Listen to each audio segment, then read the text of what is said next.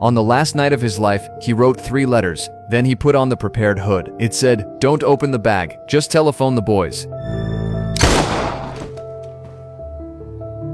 And just like that, he ended his life early. The death of Chief Willoughby quickly spread throughout the town. People began pointing their fingers at the stubborn mother, believing her billboards drove the chief to his death. But she could never forget that if she had never said those cruel words to her daughter, things might not have turned out this way. I hope I get raped on the way! Yeah, well, I hope you get raped on the way too.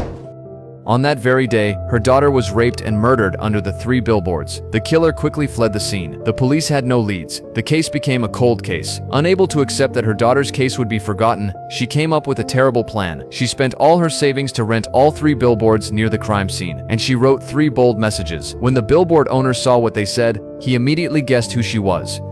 I guess you're Angela Hayes' mother. That's right. I'm Angela Hayes' mother. The 3 billboards read, "Raped while dying," and still no arrests. How come, Chief Willoughby? Not only that, she also invited reporters to spread the story further. Her drastic actions made the case known to everyone, but no one supported Mildred's decision. Most of the town sided with Chief Willoughby, because he had always been respected there. This made Mildred the town's public enemy. Soon they sent a priest to visit Mildred at home. He, speaking on behalf of the whole town, asked her to take the billboards down. But how could she agree? Even her son couldn't stand it anymore. That it wasn't enough that she was raped, and it wasn't enough that she died. No, raped while dying. Thank you, Mom. The next morning, Willoughby came to visit Mildred. He patiently explained to her the full circumstances of her daughter's death. There had been no witnesses. They had done everything they could to catch the killer, but the DNA collected did not match any suspects. But Mildred refused to listen. Seeing her so determined, the chief sighed and revealed another secret. I'm dying. I know it.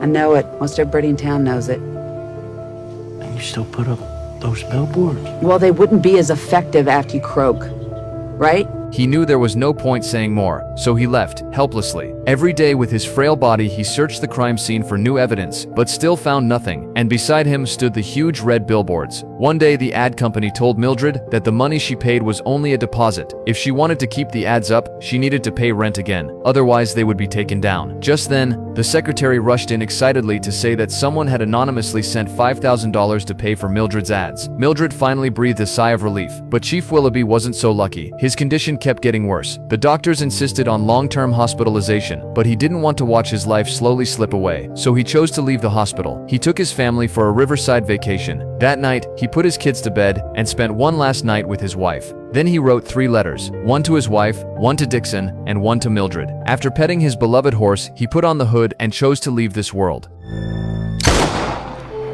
Soon after, Mildred received the letter. In it, Willoughby apologized once again for failing to catch the killer. He even tried to comfort her, saying that maybe one day the killer would reveal himself. Gotta admit, Mildred, the billboards were a great fucking idea. They were like a chess move. And although they had absolutely nothing to do with my dying, I'm sure that everyone in town will assume that they did. Which is why, for Willoughby's counter move, I decided to pay the next month's rent on him.